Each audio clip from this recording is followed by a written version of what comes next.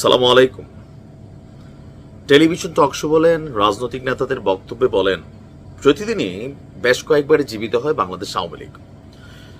ফেসিজমের একটা লম্বা চ্যাপ্টার ছিল, সেই চ্যাপ্টারের পর পতন হলো। তো সেই পতনের পর আওয়ামী লীগকে ঘিরে বাংলাদেশের প্রধান এই মুহূর্তে যারা ফোকাসেবল পলিটিক্যাল পার্টি এনসিপি, তাদের যে অবস্থান, অথবা পাশাপাশি জামাত ইসলাম সহ অন্যান্য দলগুলোর কিছুটা প্লাস মাইনাস অবস্থান আছে। এর মাঝখানে গেল কয়েকদিন যাবৎ আজকেও আপনার খুলনায় আওয়ামী লীগের একটা বড় ধরনের, আমি বলতে পারি, ঝটিকা মিছিল হয়ে গেল এর আগে উত্তরাতে। তো প্রতিদিনই বৃদ্ধি পাচ্ছে আওয়ামী লীগের এই মানে কি বলা হচ্ছে তৎপরতা। তো এইসব জিনিস দেখে অনেকেই ভয় পাচ্ছেন, অনেকেই টেনশন করছেন যে আওয়ামী লীগ খুব দ্রুতই আবার পুরনো চেহারায় রাজপথে ফিরে আসবে। আর যদি আওয়ামী লীগ ফিরে আসে, এই 5ই আগস্টের পর বাংলাদেশের বিভিন্ন জায়গায় আওয়ামী লীগের নেতাকর্মীদের বিরুদ্ধে, অথবা অনেকের বাড়িঘরে, অথবা বিভিন্ন জায়গায় যেই ঘটনাগুলো ঘটেছে, অথবা ডক্টর মোহাম্মদ ইউনূস সম্পর্কে, আবার এই সমন্বয়কদের সম্পর্কে আওয়ামী লীগের সভানেত্রী শেখ হাসিনা তিনি যে সকল বার্তা দিয়েছেন, নেতাকর্মীদের উদ্দেশ্যে যা বলছেন, বিভিন্ন জায়গায় আওয়ামী লীগের যেই পোস্ট স্টেটাস, অথবা ভয়ঙ্কর রূপে আওয়ামী লীগ ফিরে আসবে, প্রত্যেককে সাজা দেবে, স্বাভাবিকভাবে প্রত্যেকের মধ্যে একটা ভয় কাজ করছে যে আওয়ামী লীগ ফিরে আসলে দেশের পরিস্থিতি কি হবে। এর মাঝখানে আপনার এনসিপির একজন গুরুত্বপূর্ণ নেতা রাফিদ, তিনি যখন পদত্যাগ করলেন, সেইখানে উত্তরবঙ্গের 2 নেতাকে দায়ী করে তিনি যখন কথা বলছেন, এর পরের দিন আবার হাসনাত এক ধরনের বক্তব্য দিচ্ছেন। সকল কিছু মিলিয়ে গোয়েন্দা তথ্য তৎপরতার রিপোর্ট বলছে খুব শীঘ্রই আওয়ামী লীগ পুরনো চেহারায় ফিরে আসবে। তাহলে পরিস্থিতি কি হবে? রাজনৈতিক বিশ্লেষকরা বলছেন যে সতর্ক না হলে আওয়ামী লীগের এই ধরনের অপতৎপরতা আরো বৃদ্ধি পাবে, এবং নির্বাচনী তফসিল ঘোষণার পর তারা পুরনো চেহারায় ফিরে আসবে, যার ফলে দেশের রাজনৈতিক পরিস্থিতি আরো অশান্ত হতে পারে।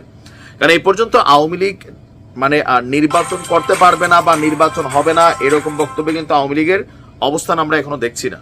ইভেন আওয়ামী লীগকে নিষিদ্ধের ইস্যুটাও খুব বেশি এখানে ফোকাসেবল হয়নি, যেটা নিয়ে এনসিপি খুব বেশি টেনশনে আছে যে আর কয়েকদিন পরে নির্বাচনের তফসিল ঘোষণা। যেহেতু আওয়ামী লীগকে নিষিদ্ধ করা হয় নাই, আওয়ামী লীগের দলটির সভানেত্রী সহ যারা একদম লাইম লাইনে ছিলেন, তাদের অনেকের বিরুদ্ধে মামলা হয়েছে, ইন্টারপোলের রেড অ্যালার্ট জারি হয়েছে, আরো অনেক কিছু হয়েছে। কিন্তু এই সকল কিছুর পরে আওয়ামী লীগকে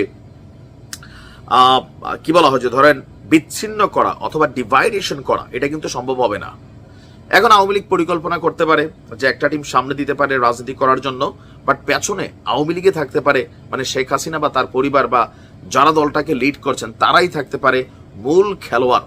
এই টেনশনও আছে, যার কারণে রিফাইন্ড আওয়ামী লীগটারেও মেনে নিতে চাচ্ছে না। যেখানে সরকারের বা বিভিন্ন বিশ্লেষক যারা আছেন তারা বলছেন যে যারা অন্যায় কারণে অপরাধ করে নাই, তাদের তো ভাই নির্বাচনের অধিকার আছে, দল রিফাইন্ড হিসেবে আসার সুযোগ আছে। যারা অপরাধী তাদেরকে বাদ দিয়ে যারা পরিচ্ছন্ন নেতাকর্মী, তাদের রাজনীতিতে আসার সুযোগ আছে। কিন্তু এনসিপি সহ অন্যান্য দলগুলো এটাকে কিন্তু মানতে চাচ্ছে না। তাদের বক্তব্য, না ভাই, আওয়ামী লীগকে পুনর্বহাল করার কোনো ধরনের সুযোগ নেই। আপনার এই মুহূর্তে সবকিছু মিলিয়ে যেটা বলছে গোয়েন্দা তথ্য বিশ্লেষণ, সকল কিছু মিলিয়ে সবার একটা বক্তব্য যে দেশে যদি গণতন্ত্র রাখতে হয়, তাহলে আওয়ামী লীগকে নিষিদ্ধ নয়, যাদের অপরাধ আছে তাদেরকে বিচারের মুখোমুখি করতে হবে। এখন এটার পক্ষেই গণতন্ত্রের যেই ধারণা বা সংজ্ঞা, বা আপনি বিএনপির অবস্থান বলেন, আরো বিভিন্ন দলের অবস্থান বলেন, এই জায়গাটাতে কিন্তু আটকে আছে। গোয়েন্দা তথ্যগুলো বলছে যে কিছু একটা ঘটবে, এর মধ্যে আমেরিকার সতর্কবার্তা।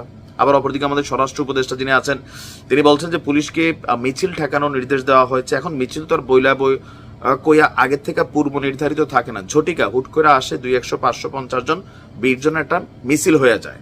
তা আপনি কিভাবে ঠেকাবেন?